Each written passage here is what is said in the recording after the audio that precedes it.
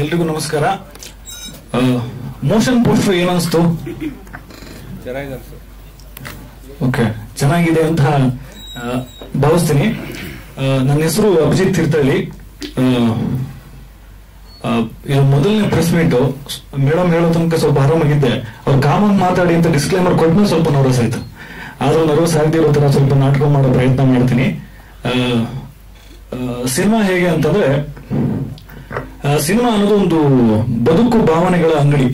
ಅಂದ್ರೆ ಈ ಅಂಗಡಿಯಲ್ಲಿ ಕಷ್ಟ, ಸುಖ, ನೋವು, ನಲಿವು ಅಥವಾ ಸ್ಟ್ರಗಲ್, ಅನುಮಾನ, ಅನುಕಂಪ, ಅಂದ್ರೆ ಸ್ಟ್ರಗಲ್ ಎಲ್ಲ ತರದ್ದು ಸರಕುಗಳು ಸಿಗುತ್ತೆ. ಈ ಸರಕುಗಳ ಈ ಪದಾರ್ಥಗಳ ರುಚಿನ ನೋಡಿಕೊಂಡು 10ನೇ ವರ್ಷದ ಜರ್ನಿ ನಂದಿದು. 2014 ಸೆಪ್ಟೆಂಬರ್ 3ನೇ ತಾರೀಕು ಬೆಂಗಳೂರಿಗೆ ಫಸ್ಟ್ ನಾನು ಬರೋದು. ಸಿನಿಮಾ ಇಂಡಸ್ಟ್ರಿ ನಿರ್ದೇಶಕನಾಗಬೇಕು ಅಂತ ಬರೋದು. 14ಕ್ಕೆ ಬಂದು ಬೆಂಗಳೂರಿಗೆ ಕಾಲಿಟ್ಟಾಗ ಇಲ್ಲಿ ದೊಡ್ಡ ಅಪಾರ್ಟ್ಮೆಂಟ್ ಗಳನ್ನ ನೋಡಿದಾಗ ಏನೋ ಬೆಂಕಿಪಟ್ಟಣ ಜೋಡಿಸಿದ್ದಾರೆ ಅನ್ನೋ ತರ ಫೀಲ್ ಆಗಿತ್ತು ನನಗೆ. ಅದಾದ್ಮೇಲೆ ಅಲ್ಲಿಂದ ಇಲ್ಲಿವರೆಗೂ 10 ವರ್ಷ ಜರ್ನಿ ಕಂಪ್ಲೀಟ್ ಆಗುತ್ತೆ. ಅದಾದ್ಮೇಲೆ ನಮ್ದು ಮಲೆನಾಡು ತೀರ್ಥಹಳ್ಳಿಯಿಂದ ಬಂದಿರೋದು. ಸೊ ರಂಗಭೂಮಿ ಹಿನ್ನೆಲೆಯಿಂದ ಬಂದಿರೋದ್ರಿಂದ ಸ್ವಲ್ಪ ಈ ಕಡೆ ಬರವಣಿಗೆ ಮತ್ತು ಸಿನಿಮಾದ ಆಸಕ್ತಿ ಜಾಸ್ತಿ. ಹಾಗೆ ಕೆಲವಾರು ಸಿನಿಮಾಗಳಿಗೆ ಸಹ ನಿರ್ದೇಶಕನಾಗಿ ಅಸಿಸ್ಟೆಂಟ್ ಡೈರೆಕ್ಟರ್ ವರ್ಕ್ ಮಾಡಿದ್ದೀನಿ. ಅದಾದ ನಂತರ ಮಜಾ ಟಾಕೀಸ್ ಅನ್ನೋ ತರದ ಒಂದು ರಿಯಾಲಿಟಿ ಶೋ ಕೂಡ ಬರೆದಿದ್ದೀನಿ. ಅದಾದ ನಂತರ ಜಿ ಮತ್ತೆ ಕಲರ್ಸ್ ಚಾನೆಲ್ಗಳಿಗೆ ಸಾಹಿತ್ಯ ಅಂದ್ರೆ ಸೀರಿಯಲ್ಗಳ ಸಾಹಿತ್ಯಗಳನ್ನ ಬರೆದಿದ್ದೀನಿ. ಅದಾದ ನಂತರ ಇದೆಲ್ಲ ಒಂದು ಭಾಗ ಆದ್ರೆ ಅಪಾಯವಿದೆ ಎಚ್ಚರಿಕೆ ಸಿನಿಮಾ ಇನ್ನೊಂದು ಭಾಗ. ಕಾರಣ ಇಷ್ಟೇ, ಇದೊಂದು ಕಂಟಿನ್ಯೂಸ್ಲಿ ಸತತವಾಗಿ 3 ವರ್ಷ ಮಾಡಿರುವಂತ ಒಂದು ಕೃಷಿ. ಅದು ಈಗ ಬೆಳೆಗೆ ಬಂದಿದೆ. ಅದು ಬೆಳೆಯಾಗಿ ಜನರ ಮುಂದೆ ಬರಬೇಕು. 3 ವರ್ಷದ ಪ್ರಯತ್ನ ಇದು. ಇದಕ್ಕೂ ಮುಂಚೆ ಅಂದ್ರೆ ಈ ಸಿನಿಮಾದ ಮೂಲಕ ನಾನು ನಿರ್ದೇಶಕನಾಗಬೇಕು ಅಂತ ಏನ್ ಕನಸಿದೆ ಅಂದ್ರೆ ಇವತ್ತು ಈ ವೇದಿಕೆ ಸೃಷ್ಟಿಯಾಗಿದೆ. ಇನ್ಫ್ಯಾಕ್ಟ್ ಈ ಚೇರು ಕೂಡ ನಮ್ಮ ಮಂಜುನಾಥ್ ಸರ್ ಅವರ ಕೊಡುಗೆ. ಕಾರಣ ಇವರು ಮೊದಲನೇ ನಿರ್ಮಾಣದ ಕದ್ದುಮುಚ್ಚಿ ಸಿನಿಮಾದಲ್ಲಿ ನಾನು ಅಸೋಸಿಯೇಟ್ ಡೈರೆಕ್ಟರ್ ಆಗಿ ವರ್ಕ್ ಮಾಡ್ತೀನಿ, ಆಕ್ಟರ್ ಆಗಿ ವರ್ಕ್ ಮಾಡ್ತೀನಿ, ಡೈರೆಕ್ಟರ್ ಆಗಿ ವರ್ಕ್ ಮಾಡ್ತೀನಿ. ಅಲ್ಲಿ ನನ್ನನ್ನ ಗಮನಿಸಿ ಇವನಲ್ಲಿ ಏನೋ ಒಂದಷ್ಟು ವಿಷಯ ಇದೆ ಅಂತ ಹೇಳಿ ಸರ್ ಕರೆದು ಏನಾದ್ರು ಕತೆ ಮಾಡ್ಕೊಂಡಿದೀಯ ಅಂತ ಕೇಳಿದಾಗ ನಾನು ಹೌದು ಸರ್ ಮಾಡ್ಕೊಂಡಿದೀನಿ ಅಂತ ಹೇಳಿ ಅವರಿಗೆ ಕತೆ ರೀಡಿಂಗ್ ಕೊಡ್ತೇನೆ. ಇಷ್ಟು ದಪ್ಪ spiral binding first draft script reading ಕೊಡ್ತೇನೆ. 4.5 ಅವರ್ ತಗೊಳ್ತೀನಿ ರೀಡಿಂಗ್ ಕೊಡೋದಕ್ಕೆ. ವಿತ್ ಎಕ್ಸ್ಪ್ರೆಷನ್ ಡೈಲಾಗ್ ಎಲ್ಲ ಹೇಳ್ಕೊಂಡು ಸರಿಗೆ ರೀಡಿಂಗ್ ಕೊಡ್ತೀನಿ. ಅವತ್ತು ಸರ್ ಈ ಕಥೆನ ಮಾಡ್ಬೋದು ಅಂತ ಅವರು ಮನಸ್ಸು ಮಾಡ್ತಾರೆ. ಅಲ್ಲಿಂದ ನಮ್ಮ ಸಿನಿಮಾ ಜರ್ನಿ ಸ್ಟಾರ್ಟ್ ಆಗುತ್ತೆ. ಅದಾದ ನಂತರ ಅದು ಇಲ್ಲಿವರೆಗೂ ಬಂದಿದೆ. ಆ ಜರ್ನಿಗೆ ಯಶಸ್ವಿನಿ ಕ್ರಿಯೇಷನ್ಸ್ ಮತ್ತೆ ವಿಜಯ್ ಮಂಜುನಾಥ್ ಸರ್ ಅವರ ಒಂದು ಸಹಕಾರದಿಂದ ಈ ಸಿನಿಮಾ ಸ್ಟಾರ್ಟ್ ಆಗುತ್ತೆ. ಆ ಜರ್ನಿಗೆ ಜೊತೆಯಾಗಿದ್ದು ನಮ್ಮ ಪೂರ್ಣಿಮಾ ಎಂ ಗೌಡ ಅವರು ಇವತ್ತು ವೇದಿಕೆ ಮೇಲೆ ಬರಲ್ಲ. ಕಾರಣ ಅವರು ಫಂಕ್ಷನ್ಗೂ ಬಂದಿಲ್ಲ. ಅವ್ರು ಬರೋದು ಇಲ್ಲ ಕರೆದ್ರೆ. ಅವ್ರದ್ದು ಏನಾದ್ರು ಗೂಗಲ್ ಪೇ ದುಡ್ಡು ಹಾಕ್ತಾರೆ. ಅವ್ರ ರೆಪ್ರೆಸೆಂಟೇಟಿವ್ ಬಂದಿದ್ದಾರೆ. Sir thank you. ಸೊ ಹೀಗೆ ಸ್ಟಾರ್ಟ್ ಆಗುತ್ತೆ, ಸಿನಿಮಾ ಸ್ಟಾರ್ಟ್ ಆಗುತ್ತೆ. ಕಂಟಿನ್ಯೂಸ್ಲಿ 3 ವರ್ಷದ ಪ್ರಯತ್ನ. ಈ ಸಿನಿಮಾ ಬಗ್ಗೆ ಹೇಳಕ್ ಬಂದ್ರೆ ಈ ಕತೆ ಹೇಗೆ ಹುಟ್ಟಿತು, ನಾನು ಮಾತಾಡ್ತಿರೋದು ಕರೆಕ್ಟ್ ಕೇಳಿಸಿದೆ ಬಿಡ, ಯಾಕೋ ಏನಾರು ಆಗ್ತೀನಿ ಇಲ್ಲಲ್ಲ.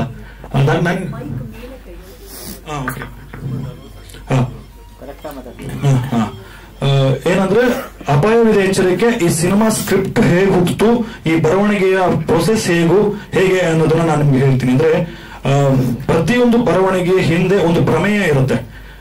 ಆ ಪ್ರಮೇಯ ಇಟ್ಕೊಂಡು ಬರೆದಿರೋದು. ಅಂದ್ರೆ ಪಂಚಭೂತಗಳನ್ನ ಇಟ್ಕೊಂಡು ಅದನ್ನ ಇಂಡಿಕೇಟ್ ಮಾಡೋ ಹಾಗೆ ಸಬ್ಜೆಕ್ಟ್ ನ ರೆಡಿ ಮಾಡಿರೋದು. ಹೇಗೆ ಅಂದ್ರೆ ಪಂಚಭೂತಗಳು ನಿಮ್ಗೆ ಗೊತ್ತಿದೆ, ಭೂಮಿ, ಬೆಂಕಿ, ನೀರು, ಗಾಳಿ, ಆಕಾಶ. ಸೊ ಇದು ಒಂದು ಕಾನ್ಸೆಪ್ಟ್. ಅಂದ್ರೆ ಈ ಕಾನ್ಸೆಪ್ಟ್ ಅಲ್ಲಿ ಹೇಗೆ ಅಂತಂದ್ರೆ ಭೂಮಿ ಅಂದ್ರೆ ಹೇಗೆ ಅಂತಂದ್ರೆ ಪ್ರತಿಯೊಬ್ಬ ವ್ಯಕ್ತಿಗೂ ಸಮಯ, ಸಂದರ್ಭ, ಸಂಬಂಧ ಅನ್ನೋದೇ ಪ್ರತಿಯೊಬ್ಬ ವ್ಯಕ್ತಿಯ ಸಂತೋಷ ಅಥವಾ ಸಂಕಷ್ಟಕ್ಕೆ ಕಾರಣ ಆಗುತ್ತೆ. ಯಾರದೇ ಸಂತೋಷ ಅಥವಾ ಸಂಕಷ್ಟಕ್ಕೆ ಕಾರಣ ಆಗೋದು ಸಮಯ, ಸಂದರ್ಭ, ಸಂಬಂಧ. ಅದು ನನ್ನ ಸಿನಿಮಾದ ಚಾಪ್ಟರ್, ಅದು ನನ್ನ ಪ್ರಮೇಯ. ಅದು ಈ ಭೂಮಿ ಮೇಲಿರೋ ಎಲ್ಲಾ ಜೀವಿಗೂ ಅನ್ವಯಿಸುತ್ತೆ. ಸೊ ಇದು ನನ್ನ ಚಾಪ್ಟರ್. ಆದ್ರೆ ಈ ಭೂಮಿ ಮೇಲೆ ಇನ್ನು 3 ಭೂತಗಳು ಬರುತ್ತೆ ಪಂಚಭೂತಗಳಲ್ಲಿ: ಬೆಂಕಿ, ನೀರು, ಗಾಳಿ. ಓಕೆನಾ? ಬೆಂಕಿ ಅನ್ನೋದು ಹೇಗೆ ಅಂತಂದ್ರೆ ಬೆಂಕಿ ಒಂದು ಪಾತ್ರನ ರೆಪ್ರೆಸೆಂಟ್ ಮಾಡುತ್ತೆ. ಅದು ಪಾತ್ರದ ಹೆಸರು ಸೂರಿ ಅಂತ. ಆ ಸೂರಿ ಹೇಗೆ ಅಂತಂದ್ರೆ ಅವನು ದೀಪನೂ ಹೌದು, ಕಿಡಿನೂ ಹೌದು, ಜ್ವಾಲಾಮುಖಿನೂ ಹೌದು. ಅಂದ್ರೆ ಅವನ ಕ್ಯಾರೆಕ್ಟರ್ ಹೇಗಿದೆ, ಕ್ಲೆವರ್ ಹೌದು, ಕ್ರಿಮಿನಲ್ ಹೌದು, ಒಳ್ಳೆಯವನು ಹೌದು, ಕೆಟ್ಟವನು ಹೌದು, ದುರಾಸೆನೂ ಇದೆ ಅವನಿಗೆ, ಆಸೆನೂ ಇದೆ, ಲವ್ ಇದೆ, ಎಲ್ಲಾನು ಇರುವಂತ ಒಂದು ಮಿಕ್ಸ್ಡ್ ಕ್ಯಾರೆಕ್ಟರ್ ಅದು. ಆ ಪಾತ್ರ ಅದು ಬೆಂಕಿನ ಇಂಡಿಕೇಟ್ ಮಾಡಿದ್ರೆ ಆ ಪಾತ್ರದ ಹೆಸರು ಸೂರಿ. ಆ ಸೂರಿ ಪಾತ್ರವನ್ನ ನಿಭಾಯಿಸಿದ್ದು ನಮ್ಮ ವಿಕಾಸ್ ಉದ್ದಯ್ಯ ಅವರು. ತುಂಬಾ ಅದ್ಭುತವಾಗಿ ಮಾಡಿದ್ದಾರೆ ಅವರು. ನೆಕ್ಸ್ಟ್ ಎಷ್ಟು ಅದ್ಭುತವಾಗಿ ಮಾಡಿದ್ದಾರೆ ಅಂತ ಅಂದ್ರೆ ಅದು ನಾನು ಮತ್ತೆ ಹೇಳ್ತೀನಿ. ಅದಾದ ನಂತರ ಈ ಪಂಚಭೂತಗಳಲ್ಲಿ ಇನ್ನು ಎರಡನೇದು ಏನು ಅಂತಂದ್ರೆ ಗಾಳಿ. ಈ ಗಾಳಿ ಹೇಗೆ ಅಂತಂದ್ರೆ ಇದು ಒಂದು ಸುಮ್ಮನೆ ಇರುತ್ತೆ, ಸರ್ಫೇಸ್ ಲೆವೆಲ್ ಇರುತ್ತೆ. ಅದಾದ ನಂತರ ಈ ಬೆಂಕಿ ಉರಿಯೋದಕ್ಕೆ ಗಾಳಿ ಸೈಂಟಿಫಿಕಲ್ ಕೂಡ ಸಪೋರ್ಟ್ ಮಾಡಬೇಕು. ಹಂಗಂತ ಗಾಳಿ ಜಾಸ್ತಿ ಆಗೋಂಗೂ ಇಲ್ಲ. ಈಗ ಗಾಳಿ ಜಾಸ್ತಿ ಆದ್ರೆ ಕೂಡ ಬೆಂಕಿ ಆರೋ ಚಾನ್ಸ್ ಇರುತ್ತೆ. ಸೊ ಅಲ್ಲೊಂದು ಸಣ್ಣ ರೈವಲ್ರಿ ಇರುತ್ತೆ. ಹಂಗಾಗಿನೂ ಕೂಡ ಗಾಳಿ ಬೆಂಕಿಗೆ ಸಾಥ್ ಕೊಡ್ತಾ ಇರುತ್ತೆ. ಆ ಗಾಳಿ ಪಾತ್ರನ ರೆಪ್ರೆಸೆಂಟ್ ಮಾಡೋ ಪಾತ್ರದ ಹೆಸರು ಪೆಟ್ಟಿಗೆ. ಆ ಪೆಟ್ಟಿಗೆ ಪಾತ್ರನ ಮಾಡಿರೋದು ನಮ್ಮ ರಾಘವ್ ಕೊಡಚಾದ್ರಿ ಅವರು. ಸೊ ಇನ್ನೊಂದು ಏನು ಅಂದ್ರೆ ನೀರು. ಈ ನೀರು ಹೇಗೆ ಅಂದ್ರೆ ಬೆಂಕಿಗೆ ಯಾವಾಗ್ಲೂ ಆಪೋಸಿಟ್ ಇದು, ಅಂದ್ರೆ ಉಲ್ಟಾ ನೆಗೆಟಿವ್. ಅಂದ್ರೆ ಬೆಂಕಿಗೂ ನೀರಿಗೂ ಆಗ್ ಬರಲ್ಲ ಅಲ್ವಾ. ಸೊ ಹಂಗೆ ನೀರನ್ನ ರೆಪ್ರೆಸೆಂಟ್ ಮಾಡೋ ಪಾತ್ರದ ಹೆಸರು ಗಾಬ್ರಿ. ಆ ಗಾಬ್ರಿ ಪಾತ್ರವನ್ನ ನಿಭಾಯಿಸಿದ್ದು ನಮ್ಮ ಮಿಥುನ್ ತೀರ್ಥಹಳ್ಳಿ ಅವರು. ಇದು ನನ್ನ ಇದು ಈ ಹೇಗೆ ಅಂದ್ರೆ ಈಗ ಭೂಮಿ ಮೇಲಿರೋ ಈ ಸೂರಿ, ಪೆಟ್ಟಿಗೆ, ಗಾಬ್ರಿ ಅನ್ನೋ ಬೆಂಕಿ, ನೀರು, ಗಾಳಿನ ಇಂಡಿಕೇಟ್ ಮಾಡೋ ಪಾತ್ರಗಳಿಗೆ ಒಂದು ಗೋಲ್ ಇದೆ. ಆ ಗೋಲು ಆಕಾಶ. ಕೊನೆಯ ಬೌದ್ಧ ಆಕಾಶನ ತಲುಪಬೇಕು ಅಂತ ಇವರು ಪ್ರತಿ ಹಂತದಲ್ಲೂ ಮಾಡುವ ಪ್ರಯತ್ನದ ಜರ್ನಿಯೇ ಅಪಾಯವಿದೆ, ಎಚ್ಚರಿಕೆ. ಇವರು ಹಿಂಗೇನೇನೋ ಅನ್ಕೊಂಡು ಅಂದ್ರೆ ಅವ್ರದೊಂದಷ್ಟು ಪ್ಲಾನ್ ಗಳಲ್ಲಿ ಹೋಗ್ತಾ ಇರುವಾಗ ಅವರೊಂದು ರೂಟ್ ಹಾಕೊಂಡು ಅದನ್ನ ಮಾಡ್ಬೇಕು ಅಂತ ಹೋದಾಗ ಆ ಪ್ರತಿ ಹಂತದಲ್ಲೂ ಆ ರೂಟ್ ಕಟ್ ಆಗ್ತಿರುತ್ತೆ. ಕಾರಣ ನಮ್ಮ ಟೈಟ್ಲ್ ಕೂಡ ಕಟ್ ಇರುತ್ತೆ. ನಮ್ಮ ಟೈಟ್ಲ್ ಫಾಂಟ್ ಕೂಡ ಕಟ್ಟಿರುತ್ತೆ, ಪ್ರತಿ ಹಂತದಲ್ಲೂ ಕಟ್ ಆಗುತ್ತೆ. ಸೊ ಹಂಗೂ ಕೂಡ ಅವರು ಆಕಾಶನ ತಲುಪಬೇಕು ಅಂತ ಮಾಡೋ ಪ್ರಯತ್ನ ಇದೆಯಲ್ಲ, ಆ ಪ್ರಯತ್ನ ಮಾಡ್ತಾ ಅವ್ರು ಮತ್ತೆ ಭೂಮಿಗೆ ಬಂದು ಬೀಳ್ತಾರೆ. ಈ ಹೋಲ್ ಸಿನಾರಿಯೋ ಇದು ಚಾಪ್ಟರ್. ಚಾಪ್ಟರ್ ಹೆಂಗ್ ಕ್ಲೋಸ್ ಆಗುತ್ತೆ ಅಂತ, ಚಾಪ್ಟರ್ ಕ್ಲೋಸ್ ಅನ್ನೋದು ನಮ್ಮ ಟ್ಯಾಗ್ ಲೈನ್. ಓಕೆನಾ. ಸೊ ಇದು ಎಲ್ಲದೂ ಕೂಡ ಸಿನಿಮಾದಲ್ಲಿ ಇರೋದಿಲ್ಲ. ಇದು ನನ್ನ ಸಿನಿಮಾದ ಪ್ರಮೇಯ. ಇದು ಯಾವುದನ್ನು ಸಿನಿಮಾದಲ್ಲಿ ಪ್ರೀಚ್ ಮಾಡ್ಲಿ ಅಥವಾ ತುಂಬಾ ಇದನ್ನ ಬುದ್ಧಿವಂತಿಕೆಯಿಂದ ಹೇಳೋ ಪ್ರಯತ್ನ ಆಗಿಲ್ಲ. ಸಿನಿಮಾ ನೀಟಾಗಿ ಕಮರ್ಷಿಯಲ್ ಆಗಿ ಹೇಳ್ಬೇಕು ಆ ತರ ಇದೆ. ಸಿನಿಮಾನ ಒಂದ್ಸಲ ನೋಡಿ ನಾನು ಹೇಳಿದ್ದನ್ನ ಕೇಳಿದ್ಮೇಲೆ ಇನ್ನೊಂದ್ಸಲ ಸಿನಿಮಾ ನೋಡಿದಾಗ ನಾನು ಹೇಳಿದ್ದೆಲ್ಲ ಕಾಣಿಸ್ತಾ ಹೋಗುತ್ತೆ, ಕೇಳಿಸ್ತಾ ಹೋಗುತ್ತೆ. ಬಟ್ ಯಾವುದು ಮೊದಲನೇ ಸಿನಿಮಾ ಮೊದಲಿಗೆ ನೋಡುವಾಗ ಅದನ್ನು ಕಾಣೋದಿಲ್ಲ. ಸೊ ಈ ಕಾನ್ಫ್ಲಿಕ್ಟ್ ಅಲ್ಲಿ ಹೋಗುತ್ತೆ. ಈ ತರದೊಂದು ಪಾತ್ರ ಬೆಂಕಿ, ನೀರು, ಗಾಳಿ ಆದ್ಮೇಲೆ ಅದಾದ ನಂತರ ಈ ಸಿನಿಮಾದಲ್ಲಿ ಒಂದು ಮುಗ್ಧ ಮತ್ತೆ ಮುದ್ದು ಹುಡುಗಿ ಪಾತ್ರ ಬರುತ್ತೆ. ಒಂದು ಬ್ರಾಹ್ಮಣರ ಮಗಳ ಪಾತ್ರ. ರಾಧಾ ಅನ್ನೋ ಪಾತ್ರನ ರಾಧಾ ಭಗವತಿಯವರೇ ಮಾಡ್ತಾರೆ. ಅವರು ಈ ಸಿನಿಮಾದಲ್ಲಿ ಎಷ್ಟು ಚೆನ್ನಾಗಿ ಮಾಡಿದ್ದಾರೆ ಅಂತಂದ್ರೆ ಇದೊಂದು completely suspense adventure thriller cinema ಆಗಿದ್ರು ಕೂಡ ಇದೊಂದು ಹೇಗೆ ಅಂತಂದ್ರೆ ಸ್ಕ್ರೀನ್ ಮೇಲೆ ಕಾಣಿಸ್ಕೊಂಡಾಗೆಲ್ಲ ಸ್ಕೋರ್ ಮಾಡಿದ್ದಾರೆ ಪರ್ಫಾರ್ಮೆನ್ಸ್ ಮೂಲಕ, ಅದ್ಭುತವಾಗಿ ನಟಿಸಿದ್ದಾರೆ. ಸೊ ಹೀಗೆ ಈ ಕ್ಯಾರೆಕ್ಟರ್ಗಳ ಸೆಲೆಕ್ಷನ್ ಪ್ರೋಸೆಸ್ ಹೇಗಾಯ್ತು ಅಂತಂದ್ರೆ, ನಾನು ಸರಿಗೆ ರೀಡಿಂಗ್ ಕೊಟ್ಟು ಕಥೆಯೆಲ್ಲ ಹೋಗಿ ಸಿನಿಮಾ ಮಾಡ್ಬೇಕು ಅಂತ ಆದಾಗ ನಮ್ಗೆ ಆದಂತ ಒಂದು ಬೌಂಡ್ರಿ ಇತ್ತು. ನಮ್ಗೆ ಆದಂತ ಹಾಸಿಗೆ ಇದ್ದಷ್ಟೇ ಕಾಲ್ ಚಾಚಬೇಕು ಅಂತ ಇತ್ತು ನಮ್ಗೆ. ಸೊ ಹಂಗಾಗಿ ಈ ಕಡೆ ಕೈ ಕೂಡ ಚಾಚುವಷ್ಟು ಇರ್ಲಿಲ್ಲ. ಸೊ ಒಂದು ಅದ್ಭುತವಾದ ಕಥೆಗೆ ಏನೇನ್ ಬೇಕು ಎಲ್ಲದನ್ನೂ ಮಾಡೋಕೆ ನಮ್ಮ ನಿರ್ಮಾಪಕರಾಗಲಿ ಯಶಸ್ವಿನಿ ಕ್ರಿಯೇಷನ್ಸ್ ಆಗಲಿ ರೆಡಿ ಇದ್ದಾಗ ಈ ಸಿನಿಮಾ ಕಂಪ್ಲೀಟ್ಲಿ ಹೊಸಬರಿಗೆ ಮಾಡಬೇಕು ಅನ್ನೋಂಥದ್ದೊಂದು ಕತೆ. ಈ ಕಥೆಯ ಬೇಸ್ಮೆಂಟ್ ಹೇಗಿರುತ್ತೆ ಅಂದ್ರೆ ಯಾವುದೇ ದೊಡ್ಡ ಹೀರೋಗಳಿಗೆ ಮಾಡುತ್ತಾ ಇರೋದಿಲ್ಲ, ಹೊಸಬರು ಅಂತಂದ್ರೆ ಎಕ್ಸ್ಪೀರಿಯನ್ಸ್ ಇರೋ ಹೊಸಬರಿಗೆ ಮಾಡಬೇಕು ಅಂತ ಇದ್ದಾಗ ನಾವು ಆಡಿಷನ್ಸ್ ಅಂತ ಮಾಡ್ತೀವಿ. ಆಡಿಷನ್ಸ್ ಅಂತ ಮಾಡಿದಾಗ ಇವರೆಲ್ಲರೂ ಒಂದೊಂದ್ ಕಡೆಯಿಂದ ಬಂದು ಸೆಲೆಕ್ಟ್ ಆಗಿ ನಮ್ಮ ಸಿನಿಮಾದಲ್ಲಿ ಸೆಲೆಕ್ಟ್ ಆಗ್ತಾರೆ. ಸೆಲೆಕ್ಟ್ ಆದ ನಂತರ ಇವ್ರಿಗೆ ಪ್ರತಿಯೊಬ್ಬರದ್ದು ಒಂದೊಂದ್ ತರದ ಆಕ್ಟಿಂಗ್ ರಿದಮ್ ಇರುತ್ತೆ. ಅವ್ರು ಪ್ರತಿಯೊಬ್ಬರು ಅವ್ರು ಬೇಸಿಕಲಿ ಅವ್ರು ಮಾಡ್ಕೊಂಡ್ ಬಂದಿರೋ ಪ್ರೀವಿಯಸ್ ಎಕ್ಸ್ಪೀರಿಯನ್ಸ್ಗಳು ಎಲ್ಲದೂ ಒಂದೊಂಥರ ಇರುತ್ತೆ. ನನ್ನ ಸಿನಿಮಾ ಕಥೆಗೆ ಅಂತ ಬಂದಾಗ ಅದು ಬೇರೆನೆ ಇರುತ್ತೆ.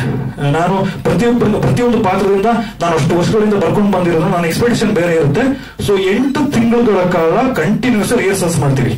ಈ 3 ಜನ ಹುಡುಗರನ್ನ ನಮ್ಮ ಆಫೀಸಲ್ಲೇ ಕೂಡ ಹಾಕೊಂಡು ಡೇ ಅಂಡ್ ನೈಟ್ ರಿಹರ್ಸಲ್ ಮಾಡೋದು. ಸ್ಕ್ರಿಪ್ಟ್ನೆಲ್ಲ ಬೈಹೆಟ್ ಮಾಡಿಸಿ ರಿಯಾಕ್ಷನ್ಸ್ ಮಾಡಿಸಿ ನಮ್ಮ ಹೀರೋ ಅವ್ರದ್ದು ಬೇರೆ ತರದ ಆಕ್ಟಿಂಗ್ ಫಾರ್ಮ್ ಇತ್ತು.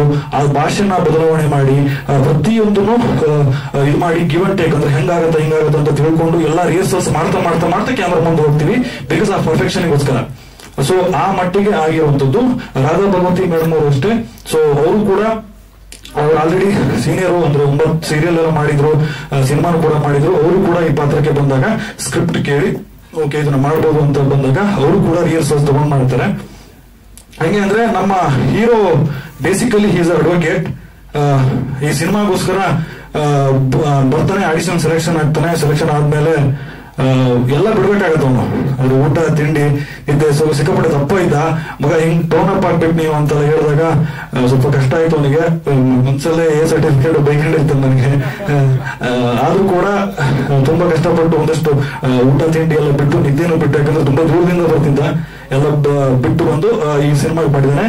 ಕನ್ನಡ ಇಂಡಸ್ಟ್ರಿಯ ಮುಂದಿನ ಸ್ಟಾರ್ ಗ್ಯಾರಂಟಿ ಆಗ್ತಾನೆ ಅನ್ನೋದು ನಾನೊಬ್ಬ ಡೈರೆಕ್ಟರ್ ಆಗಿ ಖಂಡಿತವಾಗಿ ಒಂದು ಅಶ್ಯೂರೆನ್ಸ್ ಕೊಡ್ತೀನಿ. ಬಿಕಾಸ್ ಈ ಸಿನಿಮಾ ಈಗ ನೀವೇನ್ ಮೋಷನ್ ಪೋಸ್ಟರ್ ನೋಡಿದ್ರಿ, ಇದು ಸಿನಿಮಾದ ಅದರ ಮೋಷನ್ ಪೋಸ್ಟರ್ ಅಂತ ಯೂಶುವಲಿ ಏನೋ ಒಂದು ಸುಮ್ಮನೆ ಹೀರೋ ತೋರಿಸೋದು, ಹೀರೋಯಿನ್ ತೋರಿಸೋದು ಅಥವಾ ಡೈರೆಕ್ಟರ್ ಹೆಸರು ತೋರಿಸೋದು ಅಲ್ಲದೆ, ಒಂದು ಈ ಸಿನಿಮಾ ನೋಡಾದ್ಮೇಲೆ ನೀವು ಮತ್ತೆ ಒಂದ್ಸಲ ಮೋಷನ್ ಪೋಸ್ಟರ್ ನೋಡಿದಾಗ ಆ ಮೋಷನ್ ಪೋಸ್ಟರ್ ಮತ್ತೆ ಕನೆಕ್ಟ್ ಆಗುತ್ತೆ ನಿಮಗೆ. ಸೊ ಅದರ ಮೋಷನ್ ಪೋಸ್ಟರ್ ಮಾಡಿರುವಂತದ್ದು. ಸೊ ವಿಕಾಸ್ ಹುತ್ತಯ್ಯ ಅವರ ನಟನೆ ಈ ಸಿನಿಮಾ ನೋಡಾದ್ಮೇಲೆ ಅದು, ಯಾಕಂದ್ರೆ ಒಂದು ಹೀರೋಗೆ ಎಲ್ಲಾ ತರ ಸ್ಕೋಪ್ ಸಿಕ್ಕಿರುವಂತ ಪಾತ್ರ ಇದರಲ್ಲಿ. ಅವ್ರು ಒಳ್ಳೆಯೂ ಹೌದು, ನಾನು ಹೇಳಿದಂಗೆ ಕೆಟ್ಟವನು ಹೌದು, ಅವನು ದುರಾಸೆನೂ ಇದೆ, ಅವ್ರು ಒಳ್ಳೆಯವನು ಹೌದು, ಅಂದ್ರೆ ಕೆಲವೊಂದು ಒಳ್ಳೆ ಕೆಲಸ ಮಾಡ್ತಾನೆ, ಹಂಗೆ ಕ್ರಿಮಿನಲ್ ಹೌದು, ಬುದ್ಧಿವಂತ, ಕ್ಲೇವರ್ ಎಲ್ಲನೂ ಹೌದು. ಆ ತರದ ಒಂದು ಪಾತ್ರ ಸೂರಿ. ನಾನು ಹೇಳಿದಂಗೆ ಅದು ಬೆಂಕಿನ ಇಂಡಿಕೇಟ್ ಮಾಡ್ತಿರೋದ್ರಿಂದ ಅದು ಹಿನ್ನೆಲೆಯಲ್ಲಿ ಅದು BTS ಅಂತಾರಲ್ಲ, ಹಿನ್ನೆಲೆಯಲ್ಲಿ ಅದು ಇರುತ್ತೆ. ಹಾಗೆ ಅವನು ತುಂಬಾ ಎಲ್ಲದನ್ನು ಸ್ಯಾಕ್ರಿಫೈಸ್ ಮಾಡಿ ಈ ಸಿನಿಮಾದಲ್ಲಿ ಮಾಡ್ತಾನೆ. ಅದಾದ ನಂತರ ನಮ್ಮ ರಾಘವ್ ಕೊಡಚಾದ್ರಿ ಅವರು ಬೇಸಿಕ್ ಅವನು ಹೆಂಗೆ ಅಂದ್ರೆ, ಕೊಡಚಾದ್ರಿ ಊರು 3 ಬಿಟ್ಟು ಇಲ್ಲಿ ಬರ್ತಾನೆ, ಅಂದ್ರೆ ಮನೆ ಮಠ ಕೆಲಸಕ್ಕೆ 3 ಬಿಟ್ಟು ಇಲ್ಲಿ ಬಂದು, ಅಂದ್ರೆ ಬೇಸಿಕಲಿ ಅವನು ಹೇರ್ ಸ್ಟೈಲ್ ಇಷ್ಟು ಆಯ್ತಾ, ಆದ್ರೆ ಅವನದೇ ಹೇರ್ ಸ್ಟೈಲ್ ಸರಿ ಇಲ್ಲ ಆಯ್ತಾ, ಅವನದೇ ಹೇರ್ ಸ್ಟೈಲ್ ಸರಿ ಇಲ್ಲ. ಅದೇ ಕಾರಣಕ್ಕೆ ಅವನು ಇಲ್ಲಿ ಈ ಸಿನಿಮಾದಲ್ಲಿ ಪಾತ್ರ ಮಾಡುವಂತ ಅವಕಾಶ ಸಿಗುತ್ತೆ. ಬರ್ತಾನೆ, ಹೈಟ್ ಇರ್ತಾನೆ, ಇವನೇನ್ ಸೂಟ್ ಆಗಲ್ಲ, ಇವನೇನ್ ಇಷ್ಟೊಂದು ಹೈಟ್ ಇದಾನಲ್ಲ ಅಂತ ಮಾಡಿದ್ರೆ ಆಕ್ಟಿಂಗ್ ಚೆನ್ನಾಗಿ ಮಾಡ್ತಿದ್ದ. ನಮ್ಮ ರಂಗಭೂಮಿ ಹಿನ್ನೆಲೆ ಇರೋದ್ರಿಂದ ಅವನು ಏನೇನೋ ಮಾಡ್ತಾ ಇದ್ದ, ಅದು ಇಷ್ಟ ಆಯ್ತು, ಸ್ವಲ್ಪ ಟೋನ್ ಅಪ್ ಮಾಡುವಂತ ನಂಬಿಕೆ ಬರುತ್ತೆ. ಅದಾದ ನಂತರ ಅವನು ಈ ಸಿನಿಮಾದಲ್ಲಿ ಒಂದು ಪಾತ್ರರಾಗಿ ಇದಾಗ್ತಾನೆ. ಸೊ ನೆಕ್ಸ್ಟ್ ಮಿಥುನ್ ತೀರ್ಥಹಳ್ಳಿ ಅವರು, ಅವ್ರ ಆಡಿಷನ್ಗೆ ಪ್ರೊಫೈಲ್ ಕಳ್ಸಿದ ಮೇಲೆ ಗೊತ್ತಾಗತ್ತೆ ಇವನ್ ತೀರ್ಥಹಳ್ಳಿ ಅವನು ಅಂತ. ಅದ್ರ ತೀರ್ಥಹಳ್ಳಿಯನ್ನ ಅನುಕಂಪದಿಂದ ತಗೊಂಡಿದ್ದಲ್ಲ, ಅದ್ರ ಟ್ಯಾಲೆಂಟ್ ಇತ್ತು ಆತನಲ್ಲಿ, ತುಂಬಾ ಚೆನ್ನಾಗಿ ನಟನೆ ಮಾಡ್ತಿದ್ದ. ನನ್ನ ಸಿನಿಮಾದಲ್ಲಿ ಇಬ್ಬರಿಗೂ ಟಕ್ಕರ್ ಕೊಡುವಂತ ಒಂದು ಮೈನಸ್ ಕ್ಯಾರೆಕ್ಟರ್ ಅಂತ ಬೇಕು, ಅಂದ್ರೆ ನೆಗೆಟಿವ್ ಕ್ಯಾರೆಕ್ಟರ್ ನ ಪೋರ್ಟ್ರೇಟ್ ಮಾಡುವಂತ ಒಂದು ಕ್ಯಾರೆಕ್ಟರ್ ಬೇಕಾಗುತ್ತೆ. ಅದಕ್ಕೆ ಅವ್ನು ಸೆಲೆಕ್ಟ್ ಆಗ್ತಾನೆ. ಸೊ 3 ಜನ ಕಂಟಿನ್ಯೂಸ್ ಆಗಿ ಜರ್ನಿ ಮಾಡ್ಕೊಂಡು ಹೋಗ್ತಾರೆ. ನೆಕ್ಸ್ಟ್ ರಾಧಾ ಭಗವತಿ ಅನ್ಸುತ್ತಾರೆ, ಆಕೆ ಎಕ್ಸ್ಪ್ರೆಷನ್ ಕ್ಯೂನ್ ಅಂತಾನೆ ಕರಿಬಹುದು. ಈ ಸಿನಿಮಾದಲ್ಲಿ ಒಂದು ಸಾಂಗ್ ಇದೆ, ಅದು ಮುಂದಿನ ಹಂತಗಳು ರಿಲೀಸ್ ಆಗುತ್ತೆ. ಆ ಸಾಂಗ್ ನೋಡಿದ್ಮೇಲೆ ನಮ್ಮ ಹೀರೋಯಿನ್ ಮೇಲೆ ಎಲ್ರಿಗೂ ಲವ್ ಆಗುವಂಥದ್ದು ಗ್ಯಾರಂಟಿ. ಅದನ್ನ ನಾನು ಗ್ಯಾರಂಟಿ ಕೊಡ್ತೀನಿ. ನಾನು ಮತ್ತೆ ಪ್ರೆಸ್ ಮೀಟ್ ಅಲ್ಲಿ ಬೇಕಾದ್ರೆ ನೀವೆಲ್ಲರಿಗೂ ನಿಮ್ಗೆ ತೋರಿಸಿದಾಗ ನೀವೇ ಹೇಳ್ತೀರಾ ಅದನ್ನ. ಅಷ್ಟು ಚೆನ್ನಾಗಿ ಅವ್ರ ಎಕ್ಸ್ಪ್ರೆಷನ್ಸ್ ಎಲ್ಲ ಅವರ ಹಿಂದಿನ ಎಲ್ಲ ಪ್ರಾಜೆಕ್ಟ್ಗಳಿಗಿಂತಲೂ ವಿಭಿನ್ನವಾಗಿ ತುಂಬಾ ಅದ್ಭುತವಾಗಿ ಮಾಡ್ತಾರೆ. ಆ ಸಿನಿಮಾದಲ್ಲಿ, ನಮ್ಮ ಸಿನಿಮಾದ ಸಾಂಗಲ್ಲಿ ತುಂಬಾ ಅದ್ಭುತವಾಗಿ ಕಾಣಿಸ್ತಾರೆ. ಅವ್ರು ಕಾಣಿಸ್ಕೊಂಡಾಗೆಲ್ಲ ಏನಾಗುತ್ತೆ, ಆ ಎಕ್ಸ್ಪ್ರೆಷನ್ಸ್ ಒಂದು ಫ್ರೆಶ್ ಆಗಿ ಕನ್ನಡ, ಅಂದ್ರೆ ಒಂದು ಸಾಂಗಿಗೆ ಏನ್ ಬೇಕು, ಒಂದು ಮಲೆನಾಡಿನ ಬ್ಯಾಕ್ ಡ್ರಾಪ್ ಗೆ ಏನ್ ಬೇಕು, ಒಂದು ಬ್ರಾಹ್ಮಣರ ಹುಡುಗಿಯಾಗಿ ಹೇಗಿರ್ಬೇಕು, ಅದೆಲ್ಲ ತುಂಬಾ ಅದ್ಭುತವಾಗಿ ಅದ್ರಲ್ಲಿ ಕಾಣಿಸ್ಕೊಳ್ತಾರೆ. ಸೊ ಇದು ನನ್ನ ಮೇನ್ 4 ಚಾರ್ಮಿನಾರ್ ಅಂತಾರಲ್ಲ, ಸ್ವಲ್ಪ 4 ಪಿಲ್ಲರ್ಗಳು ಮೇನು ನನಗೆ. ಇದಾದ ನಂತರ ನನಗೆ ಟೆಕ್ನಿಕಲ್ ಟೀಮ್ ಅಂತ ಬಂದ್ರೆ ನಮ್ಮ ಸ್ವಲ್ಪ ಸುಧಾರಿಸ್ಕೊಳ್ಳಿ ಅವರು ಹೇಗೆ ಉಟ್ಕೊಂಡು ಈ ಟೈಟಲ್ ಅಪಾಯವಿದೆ ಎಚ್ಚರಿಕೆ ಅನ್ನೋದು ಹೇಗೆ ಉಟ್ಕೊಂತಿದ್ವಿ ಅಂದ್ರೆ ಒಂದು ಸ್ವಲ್ಪ ಒಂದು ಸಣ್ಣದಾಗಿ ಕಷ್ಟ ಆಗುತ್ತೆ.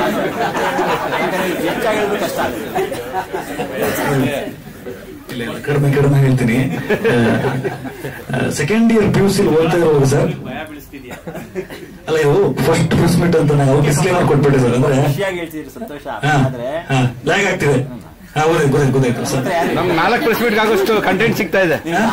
4 ಪ್ರೆಸ್ ಮೀಟ್ ಆಗೋಷ್ಟು ಕಂಟೆಂಟ್ ಸಿಗ್ತಾ ಇದೆ. ಹೌದಾ, ಅದೇ ಅನ್ಕೊಂಡಿದೀವಿ ನಾವು ಮನೇಲಿ ಓಡುವಾಗ್ಲೇ ಎಲ್ಲ ಈಗಲೇ ಹೇಳ್ಬಿಟ್ರೆ ನೆಕ್ಸ್ಟ್ ಪ್ರೆಸ್ ಮೀಟ್ ಗಳಿಗೆ ಏನಿರೋದು ಅಂತ ಕಡಿಮೆ ಮಾಡಿ ಇಷ್ಟ ಹೇಳ್ತೀನಿ. ಇದೆಲ್ಲ ಆಗಾಯ್ತು ಅಂದ್ರೆ ನಾನು ಶಾರ್ಟ್ ಆಗಿ ಹೇಳ್ತೀನಿ. ಓಕೆ ಸರ್, ಇದು ಸೆಕೆಂಡ್ ಇಯರ್ PUC ಒಂದು ಸಿಂಬಲ್ ನ ಇಡ್ತೀನಿ ನಾನು. ಈ ಬುರುಡೆ ಇರುತ್ತಲ್ಲ, ಅಪಾಯ ಎಚ್ಚರಿಕೆ ಅಂತ ಟೈಟ್ಲ್ ಬಂದ ಬುರುಡೆ ಇರುತ್ತಲ್ಲ, ಬುರುಡೆನ ಸಿಂಬಲ್ ಆಗಿ ಇಡ್ತೀನಿ. ಆ ಬುರುಡೆನ ಇಟ್ಟಾಗ ಸೂಪರ್ ಅಂತ ಉಪೇಂದ್ರ ಸರ್ ಅವ್ರ ಸಿನಿಮಾ ಬರುತ್ತೆ. ಅದ್ರ ಟೈಟ್ಲ್ ಸಿಂಬಲ್ ನಾನು ಫಸ್ಟ್ ಸಿಂಬಲ್ ಇಡಬೇಕು ಅಂತ ಕನ್ಸ್ಕೊಂಡಿದ್ದೆ ಅವತ್ತಿಗೆ. ಸೂಪರ್ ಟೈಟ್ಲ್ ಬಂದಾಗ ಅವತ್ತು ಅದು ಪ್ಯಾನಿಕ್ ಆಗೋಗ್ತೀನಿ ನಾನು.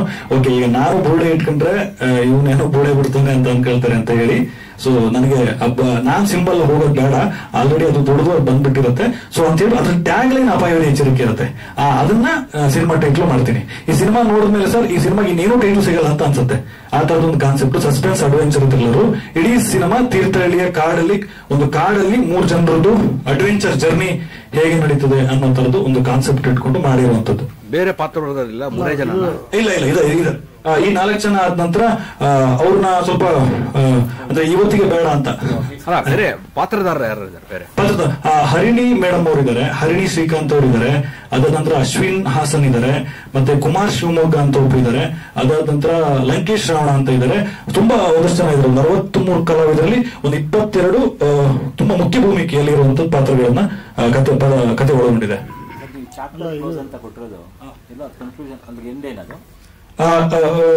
ಅದನ್ನ ನಾನು ಹೆಂಗೆ ಹೇಳಿ ಸರ್ ನಿಮ್ಗೆ? ಅದೇ ನನಗೆ ಅದು ಹೇಳಿದ್ನಲ್ಲ,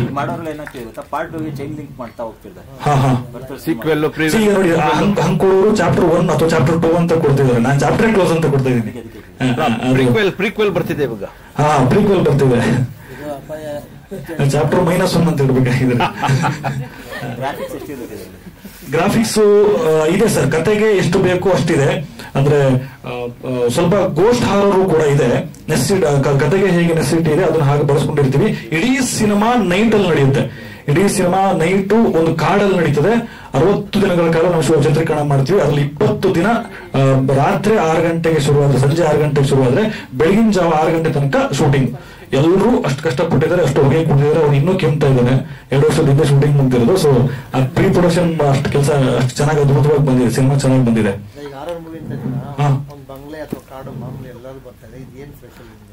ನೀವೇ ಹೇಳ್ಬಿಟ್ರೆ ಸರ್, ಮಾಮೂಲಿ ಎಲ್ಲರೂ ಹಂಗೆ ಬರ್ತಾರಂತ ನಾವು ಹಂಗೆ ಬಂದಿಲ್ಲ. ಅಂದ್ರೆ ಇದೊಂದು ಕಂಪ್ಲೀಟ್ಲಿ ಹೇಗೆ ಅಂತಂದ್ರೆ ಒಂದ್ 3 ಜನ ಬೇಜವಾಬ್ದಾರಿ ತರದ ಹುಡುಗರು ಸರ್. ಅಂದ್ರೆ ಅವರಿಗೆ ಇದು ಮಲ್ನಾಡೆ ಬ್ಯಾಕ್ ಗ್ರೌಂಡ್ ಅಲ್ಲಿ ನಡೆಯೋ ಕಥೆ ಆದ್ರೂ ಕೂಡ ಬೇಜವಾಬ್ದಾರಿ ಇರುವಂತ ಡಿಗ್ರಿ ಫೇಲ್ ಆಗಿರೋ 3 ಜನ ಹುಡುಗರು. ಅವರಿಗೆ ಜೀವನದಲ್ಲಿ ಅದು ಮಾಡ್ಬೇಕು ಇದು ಮಾಡ್ಬೇಕು ಅಂತ ಇರಲ್ಲ, ಕಷ್ಟ ಪಡ್ಬೇಕು ಅಂತ ಅವ್ರು ರೆಡಿನೇ ಇರಲ್ಲ. ಕಷ್ಟಪಟ್ಟು ದುಡಿಯೋಣ ಅನ್ನೋದು ರೆಡಿ ಇರೋದಿಲ್ಲ. ಸೊ ಏನ್ ಮಾಡ್ಬೇಕು ಅವರು? ದುಡ್ಡು ಬೇಕೀಗ, ದುಡ್ಡಿನ ಅವಶ್ಯಕತೆ ತುಂಬಾ ಇದೆ. ಮನೆಯಿಂದ ಕೂಡ ಹೊರಗಡೆ ಇರ್ತಾರೆ ಅವರು.